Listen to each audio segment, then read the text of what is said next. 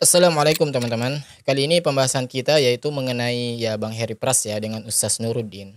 Ya, ada hal yang menarik teman-teman ya untuk dibahas dari Bang Heri Pras ini dengan Ustaz Nuruddin ya.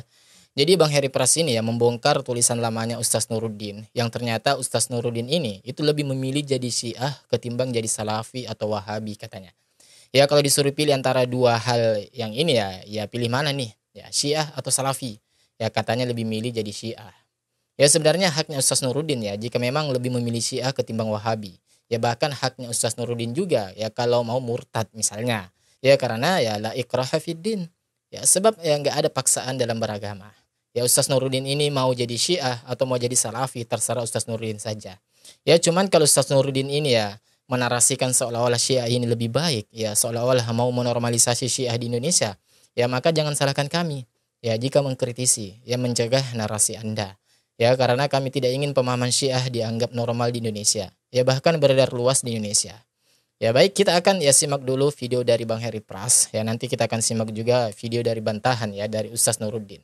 Ya, kita simak dulu video yang pertama ini, teman-teman.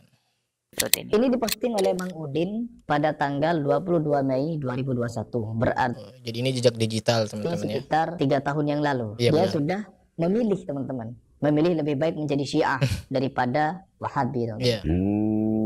Dan di sini sangat parah, teman-teman. Kalau kita membaca ini sampai selesai, parah, teman-teman. Kita baca yang paling mendasar. Kedua, orang Syiah tidak suka mengkafir-kafirkan atau menyesat-nyesatkan. Orang Syiah Mang Udin mengkafirkan Abu Bakar, mengkafirkan Umar, mengkafirkan Utsman, mengkafirkan Aisyah.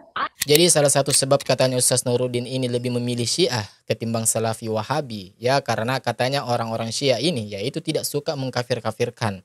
Ya sedangkan orang-orang Salafi katanya suka mengkafir-kafirkan. Ya mungkin baiknya ya Pak Udin ini ya melihat fakta video berikut ini, teman-teman. Aisyah mu'minah am kafirah? Ummul mu'minin am ummul kafirin? Ummul kafirin kafirah zindiqah. اللي يحبوا الصحابة عندهم كافر ووصلوا إلى. Ya padahal ini seharusnya sudah jelas teman-temannya, ini bantahan yang sangat absurd. Dan ini dari orang Syiah itu sendiri. Ya mereka menjelas mengkafirkan istri Rasulullah. يقولون اللي ما بيلعن اللي ما يلعن يعني انت ما حبيت ابا بكر ما حبيته انت كافر حتى تلعن ابا بكر وحتى تلعن عثمان. Seburuk-buruknya pandangan Anda terhadap Salafi, ya tidak ada satupun orang Salafi yang berani mengkafirkan ya istri Rasulullah. Ya tidak ada satupun orang Salafi yang juga berani mengkafirkan sahabat Rasulullah SAW. Ya camkan itu baik-baik. Ya coba kita simak lagi videonya ini.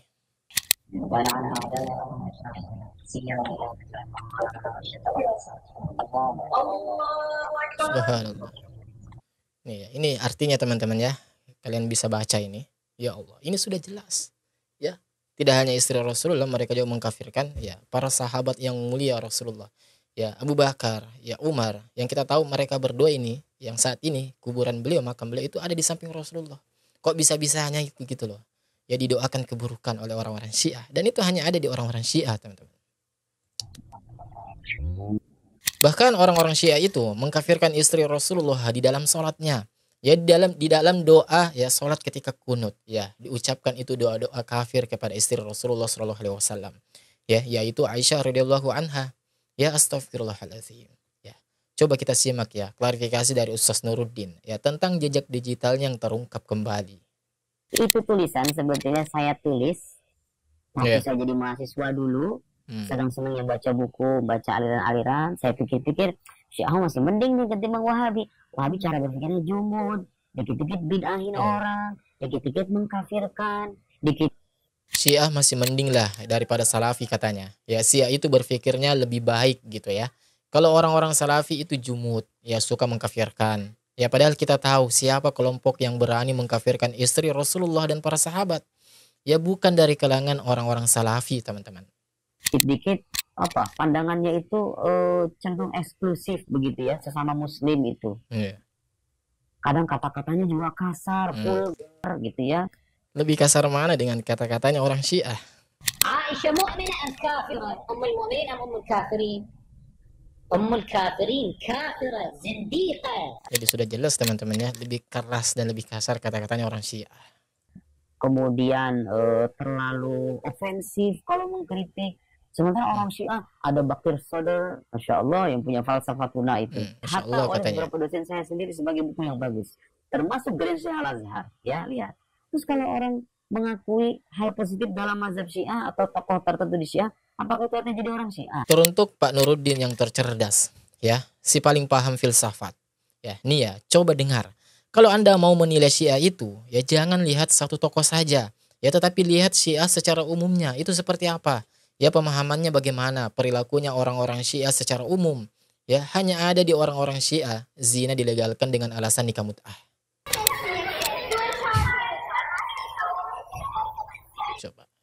Coba kalian lihat video ini baik-baik, teman-teman. Ya.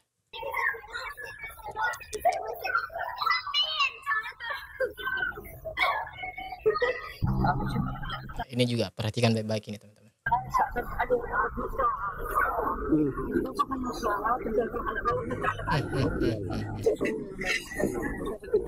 Wala wala quwwata illa billah.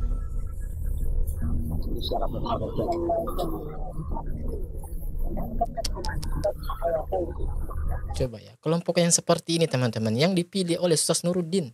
Coba.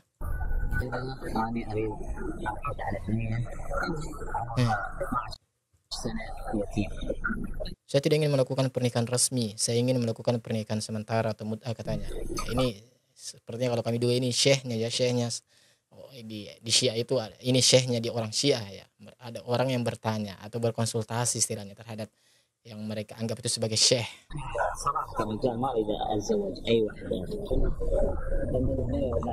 Apakah kamu yakin tidak apa-apa jika dia masih gadis muda atau umur, teman-teman? Tidak ada masalah katanya. Tidak ada masalah katanya. Menurut syariah tidak ada masalah. Hanya ada di Syiah Al-Quran dianggap kurang. Ya bukan 30 juz. Ya seharusnya lebih daripada 30 juz. Hanya ada di Syiah ajaran memaki para sahabat, memaki istri Rasulullah dianggap ibadah. Dan hanya ada di Syiah ya berbohong atau biasa disebut dengan taqiyah itu bentuk ibadah.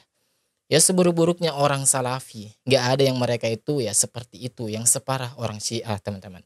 Ya seburuk-buruknya orang Salafi yang Anda anggap keras, yang Anda anggap jumut itu, ya tidak ada satupun orang Salafi yang berani mencaci maki istri Rasulullah, yang mengatakan bahwa Al-Quran itu kurang, ya masih perlu ditambahkan, direvisi atau dan lain sebagainya. Ya tidak ada satupun orang Salafi yang berani melegalkan zina dengan dalil nikah mut'ah. Ya jadi harusnya kita ini melihat Syiah secara umum. Jangan lihat satu tokoh filsafat yang ada di Syiah hanya karena Anda juga suka filsafat akhirnya mengatakan, wah nggak apa-apa Syiah, ini lebih baik daripada Salafi. Oh itu bukan cara berpikir orang-orang terpelajar kalau seperti itu. Mohon maaf ya, harus saya katakan hal ini. Cara berpikir SDM rendah kalau seperti itu cara Anda berpikirnya. Ya coba kita lihat lagi nih videonya. Dan ini tulisan saya tulis sebagai bentuk kritik sama orang-orang Salafi Wahabi itu. Cara berpikirnya yang jumud, yang gampang menyalahkan sesama muslim. Ya kalau Anda mengkritik ya itu hak Anda. Ya tetapi kalau sampai kemudian disandingkan ya atau dibanding-bandingkan dengan ya Syiah yang sudah jelas-jelas kita tahu seperti apa ya. Ini kalau kami rasa ini tidak tepat, teman-teman. Ya, tidak tepat. Kalau misalkan Anda bandingkan misal Salafi dengan Muhammadiyah, Salafi dengan NU, ya sah-sah saja lah. Ya, ini Syiah dengan Salafi dengan Syiah. Yang sudah jelas perbedaannya itu sangat-sangat jauh. Pula kosakatanya. Dan itu ada di kitab-kitab ulama mereka dan kita juga membaca. Gitu ya. Sementara saya ketika membaca orang Syiah, biasa nih mantik, logika, kalam, filsafat kaya sekali. Dari tadi saya dengarnya filsafat saja terus. Ya, sampai karena di Syiah ada tokoh filsafat yang katanya ya Bakir Sodar. Ya itu namanya ya, lebih memilih Syiah daripada Salafi katanya. Astagfirullahaladzim. Ya pendidikan saya tidak setinggi Ustaz Nuruddin. Ya bahasa Arab saya pun tidak sebagus Ustaz Nuruddin. Ya tetapi alhamdulillah Allah masih memberikan saya ini hidayah, ya pengetahuan kepada saya. Ya bahwa ajaran Syiah ini bahaya, teman-teman. Ajaran Syiah ini sesat dan menyimpang. Ya sekali lagi saya katakan bahwa saya tidak memaksa Ustaz Nuruddin untuk menjadi Salafi. Enggak. Ya mau jadi Syiah, mau jadi apapun ya terserah Ustaz Nuruddin. Ya cuman kalau narasi Ustaz Nuruddin, ya Pak Nuruddin ini yang seolah-olah kami duga ya mau menormalisasi ajaran Syiah di Indonesia, ya kita nggak bisa diamkan hal itu. Ya harus kita lawan. Sebab bahaya sekali kalau Syiah sudah dinormalisasi di Indonesia. Ya ajarannya mencaci maki para sahabat Rasul, ajarannya mencaci istri Rasulullah, ya zina dilegalkan dengan alasan nikah mut'ah, ya Al-Quran dianggap kurang. Dan seburuk-buruknya orang Salafi nggak ada yang begitu, teman-teman. Ya dan seburuk-buruknya orang Salafi, faktanya ya, Allah takdirkan orang-orang salafi lah yang mengelola Masjidil Haram, yang mengelola ya Masjid Nabawi, ya bersih dari bid'ah, ya dari kesyirikan, menyembah-nyembah kuburan. Nggak ada di Masjidil Haram yang seperti itu, teman-teman. Ya nggak ada di Masjid Nabawi juga yang seperti itu. Ya makam Rasulullah ya aman seaman-amannya dari kesyirikan. Ya, sekarang begini teman-teman ya. Coba Anda bayangkan ya kalau Masjid Nabawi dikelola oleh orang-orang Syiah, ya apa yang akan terjadi pada makam Rasulullah? Ya, Anda bayangkan kalau Masjidil Haram ya dikelola orang-orang Syiah. Ya, wah itu bisa dijilat-jilatin semua itu. Ya, seperti perilaku mereka di Iran. Wah itu ya nggak bisa ditutup-tutupi lah. Sudah tersebar luas itu video-videonya di sosial media. Ya bagaimana mereka memperlakukan makam imam-imam besar mereka. Ya bagaimana mereka membuat ya replika Ka'bah ya dan lain sebagainya. Astagfirullahaladzim. Ya coba hal seperti ini yang dipilih Ustaz Nuruddin. Ya kelompok seperti ini.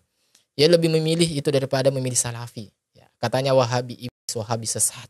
Ya panjenengan pernah haji atau tidak? Pernah umrah atau tidak?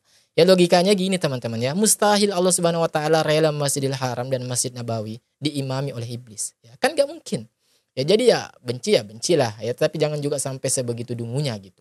Ya Anda boleh tidak sepemahaman dengan orang-orang di luar Anda. Ya itu hak Anda, tetapi jangan juga sampai keterlaluan seperti itulah ya, membuat narasi yang seakan-akan menormalisasi kelompok Syiah di Indonesia. Wahabi iblis, Wahabi sesat. Panjenengan pernah haji atau tidak? Pernah umrah atau tidak? Mustahil Allah Subhanahu wa taala rela Masjidil Haram dan Masjid Nabawi diimami oleh iblis. Benci ya benci, tapi jangan ekspresif dan jangan keterlaluan. Panjenengan nanti akan malu di depan Allah SWT. Mustahil sekali lagi Masjidil Haram diimami oleh orang yang sesat. Mustahil. Dan yang lebih penting ya harus kita ketahui bahwa orang Syiah itu menganggap ya halal dan seorang Sunni. Ya ketika mereka sudah berkuasa di sebuah negara, maka ya orang-orang Sunni. Coba lihat apa yang terjadi pada saat Syiah sudah mulai berkuasa. Anda harus paham ya. Orang-orang Syiah menganggap Anda semuanya ahli sunnah kafir. Ini halal. Tuh, dengar teman-teman ya. Mau lihat buktinya? Apa yang mereka lakukan di Irak? Mereka mengganti Saddam, Islam ribuan di Irak. Semua yang berpaham Sunni dan bukan cuma di masjidnya dirusak. Kapan mereka berkuasa pastikan antum halal. Emang sudah begitu. Di Irak itu bukti. Di Syria itu 225.000 orang Sunni karena mereka anggap itu ibadah. Ini bukan main-main ini, gitu kan. Jadi kalau Pak Nuruddin mau jadi Syiah, ya Anda sajalah yang jadi Syiah ya. Jangan kemudian pelan-pelan yang menyebarkan narasi-narasi halus. Ya, halus banget narasinya. Seolah-olah Syiah ini baik. Ya, ada kebaikan di Syiah. Ya lama-lama dinormalisasi di Indonesia. Astagfirullahaladzim. Insya Allah kita ketemu lagi di video selanjutnya. Ya, sampai ketemu. Wassalamualaikum warahmatullahi wabarakatuh. Barakallahu fikum.